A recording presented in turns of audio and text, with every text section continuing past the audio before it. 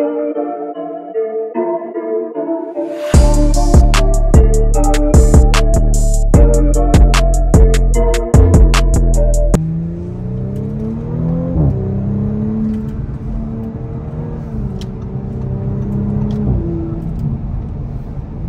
is going on, YouTube? It's your boy Jonathan Elijah.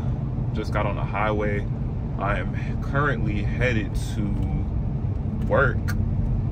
Well, not my actual office, but basically part of what I do as an engineer for work is I have to go to job sites and do different surveys, things of that nature. I'm not going to get into the details because that is separate from this video.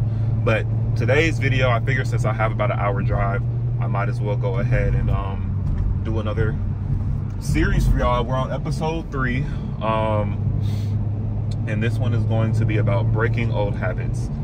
All of these habits, there's going to be 3 that I'll discuss today, and all 3 of these habits are things that I either have worked through or I'm currently working through. I'm not going to really specify which is which, just because to me that's irrelevant to the conversation. But just know, like, I'm not saying I'm perfect or I just have it all figured out, but these, I just felt like God put it on my heart to speak about this. So we're going to be discussing, the first thing is self-pity. The second one is going to be having like imposter syndrome. And then the third one is about being a know-it-all. So first, we're going to just get into what I mean by self-pity. So for those who don't know, self-pity, at least in the context that I'm talking about it, and it may be the universal context, but whatever the case may be, I just want to make sure I explain myself thoroughly. Self-pity is, an example would be, say you have a goal, a plan, whatever the case may be for yourself. You have things planned out to a T, things don't go as planned, and instead of having that problem solution mindset, you instantly get into a funk of just like, oh, woe is me, nothing's ever gonna work, I put all this work into this and it didn't go the way that I thought it would, so I'm just gonna give up altogether. I used to have that mindset for a very long time. I tackled a lot of issues that way because I was a perfectionist and still kind of am working through that. But just being a perfectionist in general, you want everything to go exactly how you planned it, to a T. You know, no mishaps, no missteps. And if it is a misstep, it needs to be very, very minor. But if it throws off the whole plan, you just get completely discombobulated and just all thrown out of whack. So that was me for a while. And I will talk about some things that I have learned to practice when working through that. So dealing with self-pity, I can even give an example. Back in high school, I wanted to become a drum major. I was in band, whatever the case may be. I did not go out for it because I had already counted myself out before I even tried. And so then after I didn't try out and didn't get it, and then my band director basically told me after the fact, like, why didn't you try out? You probably would have gotten it. And instead of going into a mindset of, oh, like, this is a learning lesson, I will not let this happen to me again, I will go out for everything that I want and try to do. In that time frame, I was instantly just thrown into a sad state, and I was like, oh my gosh, like, I should have done it, nothing's ever gonna go right in my life, you know, I'm too scared to do anything. Just really beating myself up as if that was going to change the outcome or fix what had already been done. And so something I had to learn, this is again through my walk with God, reading the Bible, and just a lot of prayer, I realized that, you know, it's okay. And some things, failures especially, you have to take those as learning lessons, things that you did not go out for, rather than sitting there and self-pitying. Who's that going to help? Sitting there, pitying yourself, being sad, complaining, whining about it. And it's like, to this day, sometimes I still have those issues, and I'm comfortable enough to be able to discuss that and say that and admit to that. My girlfriend has been one who has definitely helped me through this, especially, and my mom, honestly, especially in times where I doubt myself or I just am not in a certain place that I want to be in life, while also knowing I'm not doing everything that I can be in order to be in that place. So it's like, why are you complaining about it when you know exactly what needs to be done? You just got to go do it. Yeah, you know exactly what needs to be done. You just got to go do it. So I'm starting to learn to switch my mindset from a self-pitying one to a problem solution, because that's what's going to get the job done. Even when you're people who are trying to build a better relationship with God, people who are trying to reach whatever goal they have for themselves, whether it be career-wise, faith-wise, physically, anything, you're gonna have setbacks. There's no way that you're just gonna have a perfect straight shot path. And even people that you think just had something fall in their lap, I promise you it didn't. Even if it wasn't in the realm that you saw it, or in the phase of life that you see them in now, you didn't see them struggling to get there. You don't know what people were going through behind the scenes. You don't know in another aspect of their life what they had to deal with and endure in order for them to be blessed. Because honestly, any blessings that comes from God is, he's going to challenge you. It's not going to be, oh, God, I want to be a successful YouTuber, or I want to be a successful engineer, without him putting you through trials and tribulations to see, okay, well, in order to be a successful YouTuber, you have to be uploading consistently. You have to be constantly thinking about content and planning ideas. Or in order to be a successful engineer, you have to continue studying and working on your craft. You have to continue going out for opportunities that are bigger than the ones that you're currently in. And he's going to put you through that and basically throw you in the water to make sure that you can swim. He's going to help you. He's not going to ever let you drown. But at the same time, there's no way of truly knowing if you're going to be able to handle something until you've literally been put through it. So all that to say, that is what I have been realizing, and I'm glad that I'm realizing it at the ripe young age of 22.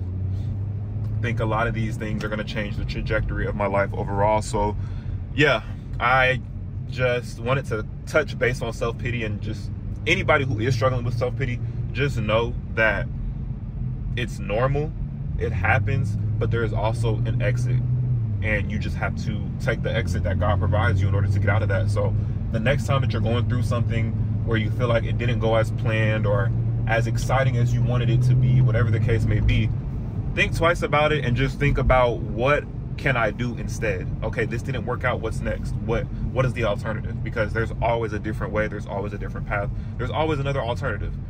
And so yeah, that's just what I wanted to say on it, man. I'm praying for you if you are going through that, and I pray that type of self-inflicted attack is removed from your life, honestly.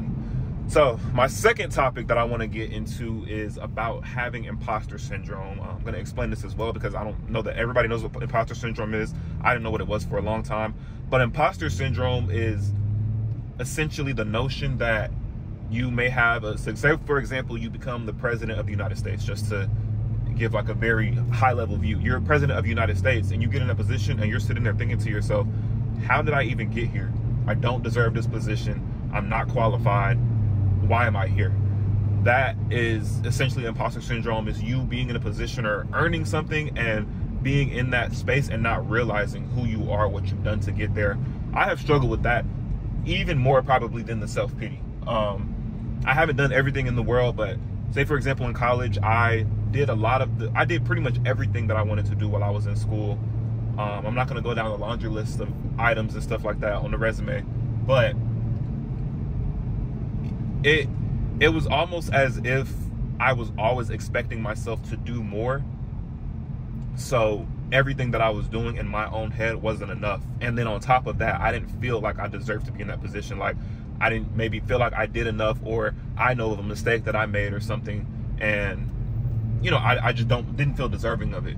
So essentially that's something that I have started to really work through. And even in the first episode of my car chat series, you heard my girlfriend talking about my internship at Apple, and I was very like reluctant to indulge in that conversation. But it's just because I view myself as a humble individual. I feel like people that know me can attest to that, but I just don't really like to rag and brag on myself a lot. But I've learned that there's a difference between, you know, ragging and bragging on yourself and honestly just sitting in your accomplishments. There's nothing wrong with being proud of yourself for the things that you've accomplished.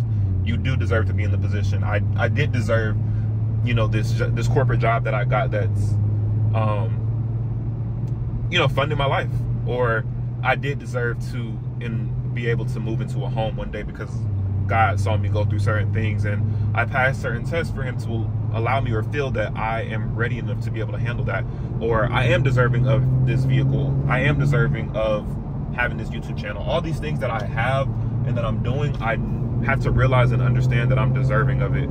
So some things that I would recommend to work through having imposter syndrome is just sitting back and reflecting. Like, think about where you were even just as little as a year ago. Think of 6 months ago. Forget a year. Think about where you were 6 months ago and where you are now. I promise you, there is at least one thing that you can find that you have done across those 6 months that has improved your life, and you have added value to your own life, and you deserve the position that you're in right now. I promise you there is. You just have to sit there and think about it. But something else I'll tell you to do is pray. Honestly, just pray to God that he removes the notion of just you not being deserving, or ask God to show you why you are deserving of you know, where you are, what you're doing, the life that you're living. There is a reason. Think about all the work that you've put in, all the late nights, all the early mornings, all the times where you may have cried, you know, throwing up, whatever the case may be, sliding down the wall. Like, just think about what have you done, and in a good way. Like think, don't say anything negative. Just sit down and list the positives, that things that you've done in your life that have put you in the position that you're in. And as you look at that, I promise you'll start to realize, like, wow, I really, you know, I'm that guy, I'm that girl. Like, I deserve to be in this position. God didn't give this to me for no reason, and I need to be appreciative of it. Because, to be honest, something else that I don't know that this to be 100% true, but this is just my feelings. I know everybody has different feelings and emotions about stuff like this, but I feel like me telling myself that I don't deserve to be where I am is, in a sense, a slap in the face to God, because God did not put me in the position that I'm in for no reason. So for me to then think that I don't deserve it, or I'm not worthy of it, or that I'm just not good enough, it's almost like God is like, I created you. I know what you're good enough for. How are you going to sit here? Are you telling me that my creation is not good enough? Like, you have to think of it from that perspective as well. So just understand, overall, you are deserving to be in the position that you're in. You do deserve the life that you are living. And even if you are in a bad spot right now, understand that it's going to get better. And when you do get to that point of just, complete gratitude for where you are in your life. Well, be grateful for where you are no matter where you are in life. But when you get to a point of what you may deem as success in your eyes, just remember this conversation that I'm having with you, and don't be susceptible to imposter syndrome. You are not who you once were, and you will not be who you are now. So just give yourself grace, appreciate where you are in life, and don't sell yourself short. Honestly, just don't sell yourself short. You deserve it. You are loved, and you are worthy. The last topic that I want to go ahead and discuss with you all today is going to be about, why are y'all breaking like this? But yeah, the last thing that I want to discuss is going to be about being a know-it-all. This is something else that I've struggled with for a long time, and I touched on it a little bit when I was talking about my transition to adult life and being in corporate and whatnot. But something that I struggle with a lot is, in a sense of being a know-it-all, it's three different things for me. Number one, I will not ask certain questions because I feel like the questions are stupid and I should know. So I'll either settle with not knowing and figuring it out later, or, well, no, usually I just settle with not knowing, and there's no one or the other. I'll usually just settle with not knowing it and figuring it out on my own later, rather than asking and feeling like I'm looking dumb. And so that kind of segues into a bigger thing about worrying about other people's opinions and what they think about you. That's something that I, have to work through as well. But anywho, that is one. The second thing is, sometimes I have noticed that sometimes I will say things before I really think about them, in the sense of somebody may ask me a question to something and I'll say yes without knowing that that answer is actually yes. And then sometimes I may have to go back later and be like, oh, I was wrong, when it's like, in that moment, it would have been better for me to just say, I don't know, instead of sitting there and acting as if I do, because, I don't. And then the third area of just being a know-it-all is, what are y'all doing, bro? But anywho, so yeah, being a know-it-all, something that I have had to learn to work on is to slow down. I feel like some people can tell me I talk really fast. I think my brain is going 10 times faster than I'm talking, to be honest. And I process things really fast. So overall, I just learned a big part of my issue is that I need to learn to slow down. Like, it's okay to take a step back and to think longer before I speak, not just answer to give an answer and to be, you know, reliable for somebody. Like, it's okay to not know certain things, and it's also okay to ask questions. I also had to humble myself again and realize, like, so what if you ask a question and somebody expects you to know it? You didn't know. You're asking in order to get clarification. Even if sometimes you do know the answer to the question, it's okay to ask another question just to get clarification. And I think that's something that I had to learn to do. And I've even had, honestly, run-ins at times. Well, not run-ins, let me not lie. I did have a run-in at my job where somebody basically acted as if I was supposed to know the answer to the questions I was already asking, and since they didn't want to answer it for me and wanted to act as if I was supposed to know, all I did was go to somebody else. Like, it's just, ultimately you start to realize that certain things are just not that deep. It's not that much of a big deal. If somebody thinks that you're asking a stupid question, okay, they're clearly not the person that you need to be talking to and asking questions, so move accordingly moving forward and ask somebody else. But there is no shame in not knowing, and I had to teach myself that. So for everybody who, and you might not call yourself a know-it-all, but people who have a fear of asking questions or would just rather be perceived as if they know more than what they actually know, it's okay. That's how you learn. It is okay to be a little bit ignorant in certain aspects or in certain categories of your life. And I think that's something else that I've grown to learn through my walk with God. Like, I'm God's humble servant. Like, I'm not meant to know everything. I will probably never know everything, but I will know the things that God needs me to know. And if I don't know them, I promise He's going to provide the resources that I need to figure out, you know, what that answer is. But yeah, man, I don't want to keep y'all too long. It's about a 17-minute video. I'll probably cut it down to like 15. But I'm trying to keep it more in bite-sized pieces because I feel like the 30-minute one is just a lot of rambling and me talking too long, and people kind of get distracted. As my base grows and as I have more topics to talk about, some videos may be longer. But for now, I think this is going to call it as the end of the video. I appreciate y'all for listening to me talk and watching as I head to work. I'm gonna go ahead and have some more fun on this drive. And yeah, man, I really hope y'all are enjoying these series all together. I really hope that I am helping at least one person with something in their life. If I am helping you, you know, leave a comment down below. If you ever want to talk, my DMs are always open. It is the Black Shack on Instagram. I will be doing more and more of these. I know I said that it wasn't going to be you know, a channel all about God, but it is. I just had to realize, like, it is okay for everything in my life to be centered and around God, and that's okay. There's nothing wrong with that. And I had to even break out of, you know, that notion. Again, not worrying about what other people think of me, but doing what I know the Lord wants for my life and wants me to do for His children. So again, I thank y'all for watching. I appreciate the love and support. If you haven't subscribed already, make sure you subscribe, hit that like button, share it with your friends, repost it, because you never know who this video could help. But yeah, I appreciate y'all, and I'll catch y'all in the next one. I'm out.